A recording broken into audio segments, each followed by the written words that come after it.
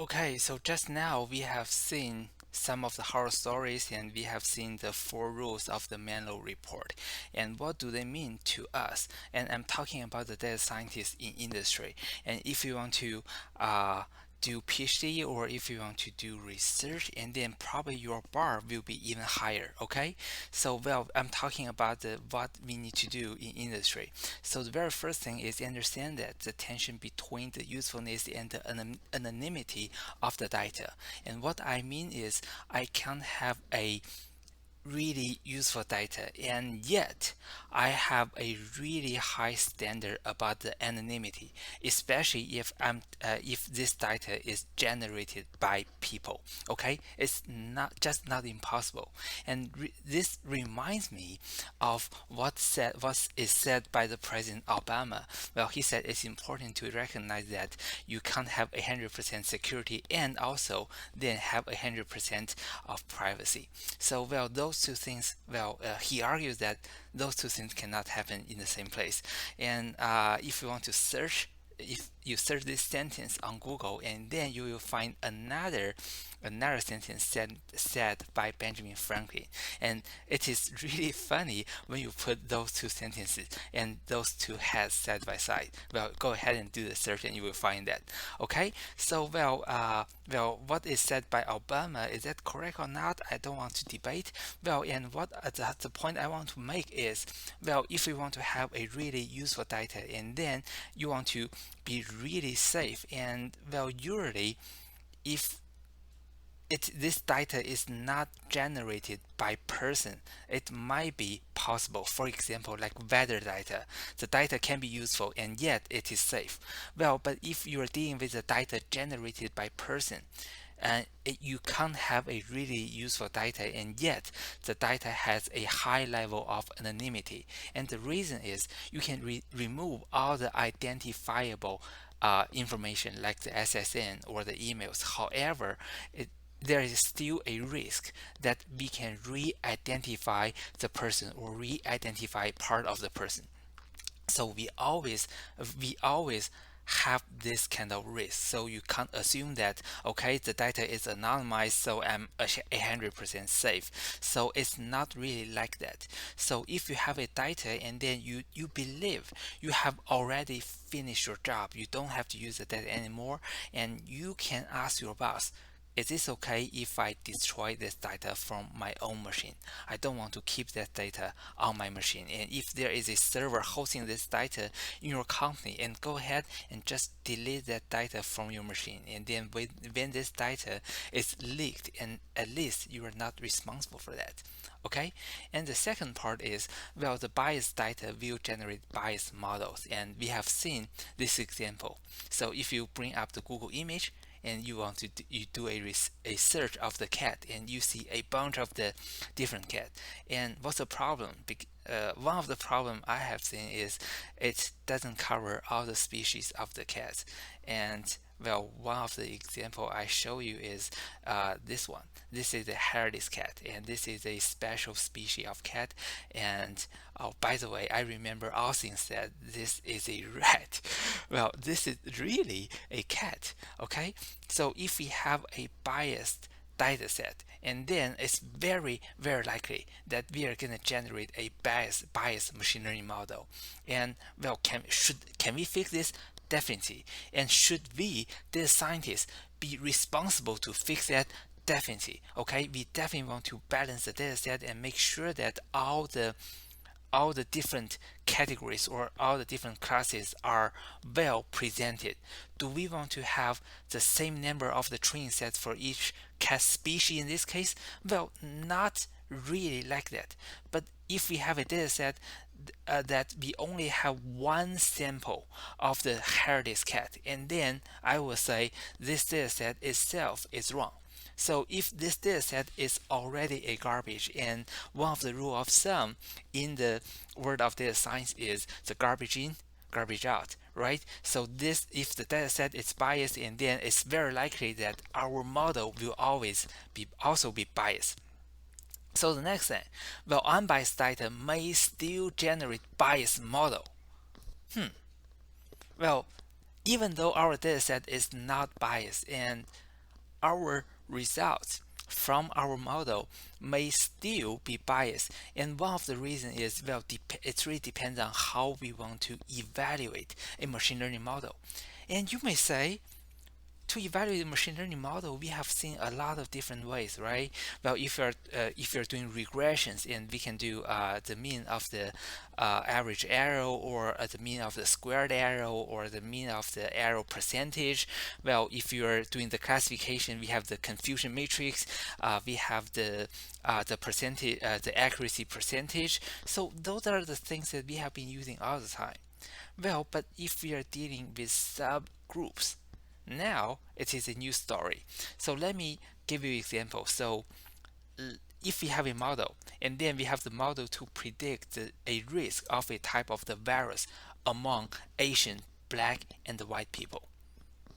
So does that sound a little bit risky to you? Well, we are predicting, well, the likelihood of the infections of a disease or a virus among different group of people. And then how do we evaluate this machine learning model? So we can evaluate the machine learning model in different ways. So the number one, well, we want the machine learning model to be fair, and it should equally accurate in predicting the likelihood of the infection for the members in different racial groups. So this is one way that we want, one of the factor we want to maximize to make it work the best. And another way is that, well, it should assume that all the members of different groups have the same chance of being wrongly predicted. Okay, so we don't want to treat a specific group of people really badly. And the number three, well, this machine learning model should assume that the failure to predict the infection rate happens at the same rate across all the groups. So you may feel like those three standards are kind of the same thing, but the question is, can we maximize three of them at the same time? And there is a research saying that is not doable. We can maximize two of them, but by maximizing two of them, it will guaranteed harm the third. Okay, what is that?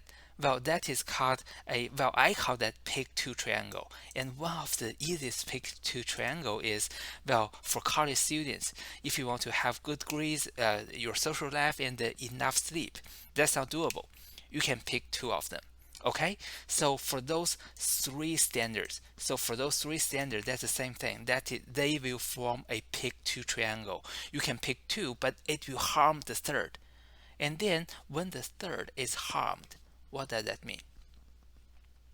People can always use the third standard and say your model is biased, right? So that's a problem. So even though we have three subgroup of people, and then we have the unbiased data set, well, depending on how the result is evaluated, our model can still be considered to be biased. Well, in this example, we are just trying to predict the likelihood of the infection.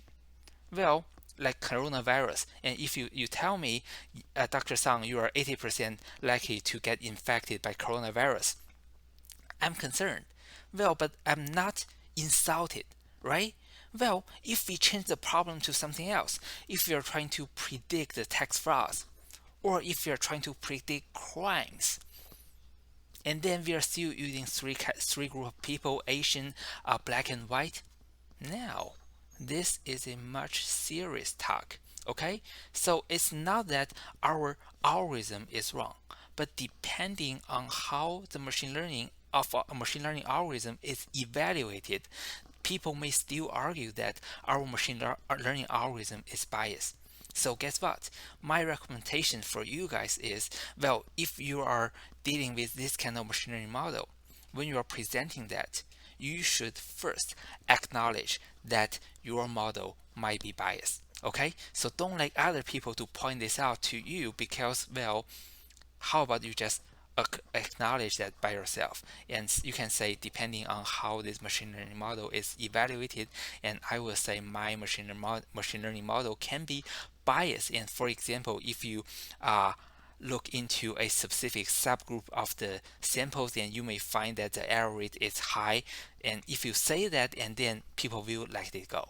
Okay, so the very last thing, well, there will be legislations implicitly address the danger of the commercial use of the personal data, but it will come very slowly. Well, if you consider the FERPA was a very old legislation, and yet, well, there's no big update since 1970. Okay, so well, the legislation may happen, but it will be much slower. And then, well, when you enter industry, and then when you're about to do some data science project, and make sure that you understand your company should be in charge of should be offer you the right training before you start to touch the sensitive data. Or if your company doesn't really do that for you, and another trick you can do is, well, have a serious talk with your boss, and then after that write a email as the meeting minutes, send it to your boss and say, hey boss, well, this is what we have been discussed, and could you see if everything I have remembered is correct, and if so, could you send me a reply as a confirmation. Okay, so now you have a written confirmation in your email inbox showing that your boss has confirmed that the project is doable. So the risk is not just on you, because you and your boss will share this responsibility. So this is a trick you may want to do in industry. Okay, so that's all I have prepared for today, and I know about the knowledge is not that well organized, but this is the best I have prepared. Okay, so if you want to bring me more cases I should put into this lecture, and go ahead and contact me, and otherwise I guess this will be the last video lecture. So thank you guys very much, and you have been very patient with me. This is a weird semester, and I hope everything is going well and you are well and healthy, and well, I will see you guys next semester. Okay, bye.